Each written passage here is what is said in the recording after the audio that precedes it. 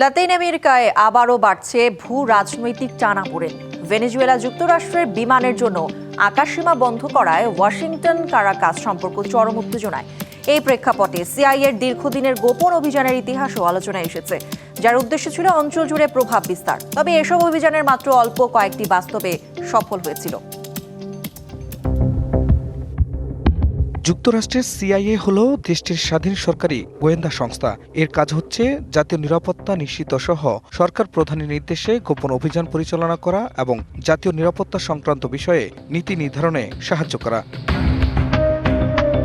১৯৫০ থেকে ১৯৮০ এই ৪ দশকে সিআইএ লাতিন আমেরিকায় ১০টির বেশি বড় অভিযান চালায়। কোথাও সরকার পরিবর্তন, কোথাও সশস্ত্র গোষ্ঠীকে প্রশিক্ষণ, আবার কোথাও অর্থনৈতিক চাপ ও প্রচারণা, বিভিন্ন উপায়ে প্রভাব বিস্তারের চেষ্টা চলে। লাতিন আমেরিকায় সিআইএর সবচেয়ে সফল অভিযানের একটি ১৯৫৪ সালের গুয়েতেমালা। দেশটির প্রেসিডেন্ট জ্যাকবো আরবেন্সকে অপসারণ করতে সিআইএ পরিচালিত অপারেশন পিবি সাকসেস সফল হয় অতি দ্রুতই। এ ঘটনায় পুরো লাতিন আমেরিকায় মার্কিন হস্তক্ষেপের নজির তৈরি হয়।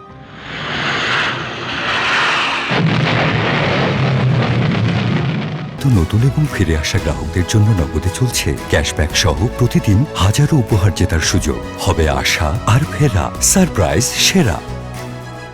১৯৭৩ সালে চিলিতে গণতান্ত্রিকভাবে নির্বাচিত প্রেসিডেন্ট সালভাদোর আলেন্দেকে উৎখাতে সিআইএর সমর্থিত সামরিক অভ্যুত্থান সফল হয়। পরবর্তীতে ক্ষমতায় আসেন জেনারেল পিনোশে। তার শাসন লাতিন আমেরিকার ইতিহাসে সবচেয়ে বিতর্কিত বলে বিবেচিত হয়।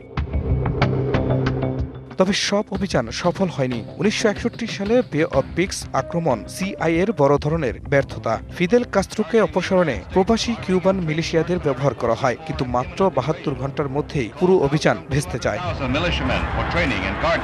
নিকারাগুয়ায় স্যান্ডিনিস্ট সরকারকে দুর্বল করতে সিআইএ দীর্ঘ অভিযান, কন্ট্রা গেরিলাদের প্রশিক্ষণ ও অর্থায়ন করে। এত কিছু সত্ত্বেও সরকারের পতন ঘটাতে পারেনি। তবে দেশ জুড়ে গৃহযুদ্ধ ও রাজনৈতিক অস্থিতিশীলতা সৃষ্টি হয়। এই সাফল্য ব্যর্থতার মিশ্র ইতিহাসেই আজকের লাতিন আমেরিকার মার্কিন বিরোধী মনোভাবকে আরও তীব্র করেছে। বিশেষ করে ভেনেজুয়েলায় দশক ধরে ওয়াশিংটনের গোপন অভিযান ও অভ্যুত্থান চেষ্টার অভিযোগ তুলেছে কারাকাস। খান মোহাম্মদ মুকুল, ডিবিসি নিউজ ডেস্ক।